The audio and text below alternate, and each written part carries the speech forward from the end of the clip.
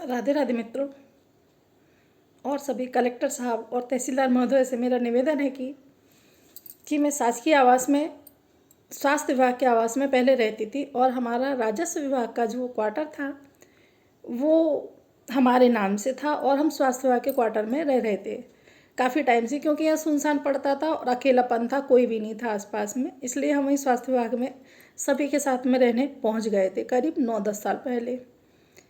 फिर वहाँ बिल्कुल फर्स्ट टाइम हम आए न्यू क्वार्टर में और बिल्कुल मिट्टी खुदाई लेबर लगाकर हम लोगों ने खुद मेहनत करके ढेर सारे पेड़ लगाए।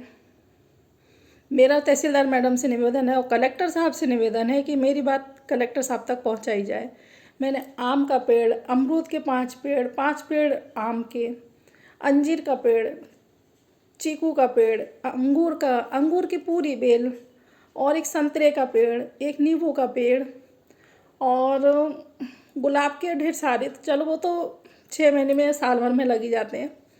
कटहल के 2-2 पेड़, कितने सारे पेड़ हो गए। ये सारे पेड़, मेरा 10 साल का बेटा और एक 15 साल का बेटा, जब हम यहाँ शिफ्ट हुए थे इस क्वार्टर में, बेचारे 200-300 मीटर दूर से पानी लाते थे। उनकी कोचिंग मिस हो जाती थी, ट्यूशन मिस हो जाता था, लेकिन मैं पानी भरवाती थी और वो पेड़ों में पानी डालती थी, क्योंकि वो पेड़ मैंने आज पाले थे। 9-10 साल के पेड़ हो गए थे, उनमें कटहल लगने लगे थे, संतरे के पेड़ में फूल आने लगे, आम खूब सारे, एकदम कलमी आम लगता था उसमें। पेड़ मैंने अपनी जान से ज़्यादा बच्चों से बढ़ के छाए थे।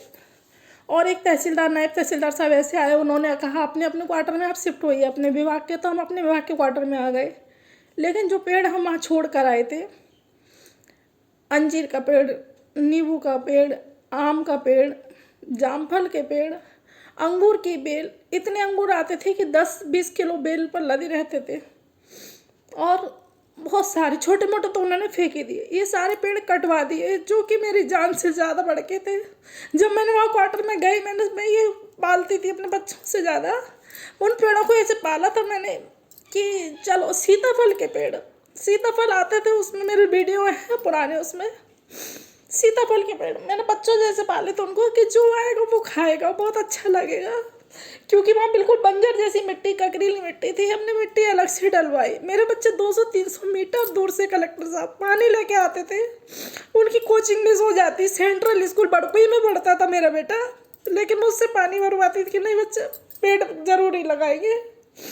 ये सारे पेड़, एक शासकीय नौकरी रहते हुए एक डेंटिस्ट, जो बोलेंगे डॉक्टर, उन्होंने ये सारे पेड़ बंगले के कटवा दिए।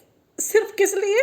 एक अपने स्वार्थ के कारण, कार रखने के लिए गैरेज, जबकि कार रखने के लिए बहुत जगह सामने आप देख सकते हैं, आ सकते हैं। लेकिन मेरे पेड़ों के लिए मुझे कैसे न्याय मिलेगा, इनको कैसे कड़ी की कड़ी सजा मिलेगी? मैंने बच्चों जैसे पेड़ 9-10 साल से मैंने पाले थे। दूर दूर से जहाँ जाती थी, नागपुर से गई तो नागपुर से लौटते में संतरे का पेड़, मुझे तो याद भी नहीं आ रहा है दुख में कि कौन कौन से इतने पेड़ थे। बहुत सारे जामुन के 4-4 पेड़ थे दोनों साइड के घर के, सिर्फ इसी उसमें लगाए थे कि हम तो रिटायरमेंट के बाद जाना ही जाना है या कभी भी ट्रांसफ़र होगा, लेकिन जो आएगा वो खाएगा।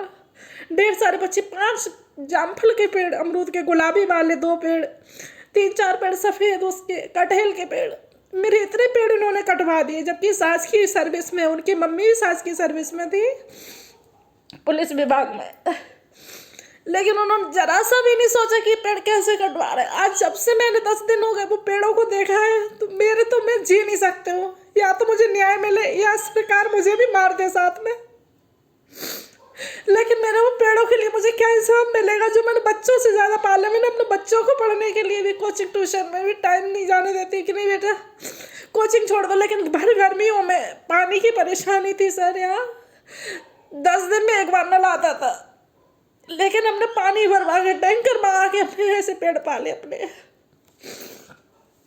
नींबू के 2-2 पेड़ थे मेरे, कोई स्वार्थ नहीं था। मैंने इतने सारे पेड़ लगाए थे कि चलो जो आएगा पक्षी खाएंगे, पेड़ पौधे। मेरे पेड़ काटने के बाद इन लोगों ने शासकीय सर्विस में पढ़े लिखे, लेकिन बोलते हैं ना कि दिमाग बुद्धि से पैदल के पैदल, समझे ही नहीं। उन्होंने अपने स्वार्थ के चक्कर में कार रखने के लिए पूरे पेड़ काट दिए।